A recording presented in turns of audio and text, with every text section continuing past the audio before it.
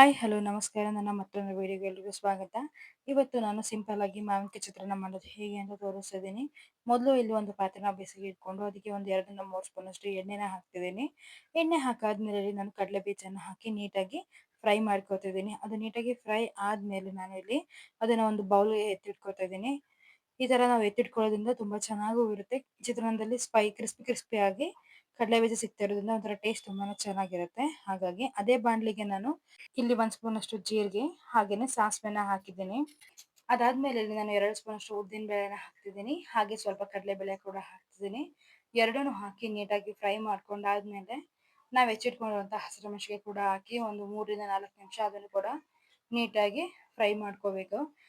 ಹಸಿಮೆಣಸಿನಕಾಯಿ ನೀಟಾಗಿ ಫ್ರೈ ಆಗ್ತಾ ಇರ್ಬೇಕಾದ್ರೆ ನಾನು ಕರ್ಬೇವಿನ ಸೊಪ್ಪನ್ನ ಹಾಕ್ತಾ ಇದ್ದೀನಿ.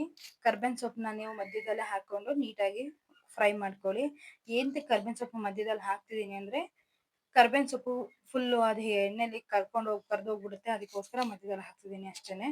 ಅದಾದ್ಮೇಲೆ ಇಲ್ಲಿ ನಾನು ಈರುಳ್ಳಿನ ಹಾಕಿ ಒಂದ್ 2ರಿಂದ 3 ನಿಮಿಷ ಹಾಗೇನೆ ಬಿಸಿ ಮಾಡ್ಕೊಂಡು ಅದಾದ್ಮೇಲೆ ನಾನು ಇಲ್ಲಿ 1 ಸ್ಪೂನ್ ಅಷ್ಟು ಉಪ್ಪನ್ನ ಹಾಕ್ತಿದ್ದೀನಿ. ಉಪ್ಪನ್ನ ಮಧ್ಯದಲ್ಲಿ ಎಂತ ಫಸ್ಟೇ ಹಾಕ್ತಿದ್ದೀನಿ ಅಂದ್ರೆ ಈರುಳ್ಳಿ ಬೇಗ ಸಾಫ್ಟ್ ಆಗುತ್ತೆ. ಅದಕ್ಕೋಸ್ಕರ ಉಪ್ಪನ್ನ ಹಾಕ್ತಿದ್ದೀನಿ. ಉಪ್ಪು ಹಾಕಿ ಒಂದ್ 2ರಿಂದ 3 ನಿಮಿಷ ಕೈ ಬಿಡ್ದಾಗೆ ನೀಟಾಗಿ ಕೈ ಆಡಿಸ್ಕೊಂಡು ಅದಾದ್ಮೇಲೆ ಇಲ್ಲಿ ನಾವು ಏನ್ ತುರಿದಿಟ್ಕೊಂಡಿದೀವಿ ಆ ಮಾವಿನಕಾಯಿನ ಹಾಕ್ಬೇಕು. ಮಾವಿನಕಾಯಿನ ಹಾಕಿ ನಾವು ಕೈ ಬಿಡ್ದಂಗೆ 2ರಿಂದ 3 ನಿಮಿಷ ನೀಟಾಗಿ ಫ್ರೈ ಮಾಡ್ಕೋಬೇಕು. ಅದು ಫುಲ್ ಸಾಫ್ಟ್ ಆಗೋವರೆಗೂ ನಾವು ಕ್ಲೀನಾಗಿ ಕೈ ಆಡಿಸ್ಕೋಬೇಕು. ಇಲ್ಲಾಂದ್ರೆ ತಳ ಹಿಡಿಯೋ ಚಾನ್ಸಸ್ ಇರುತ್ತೆ.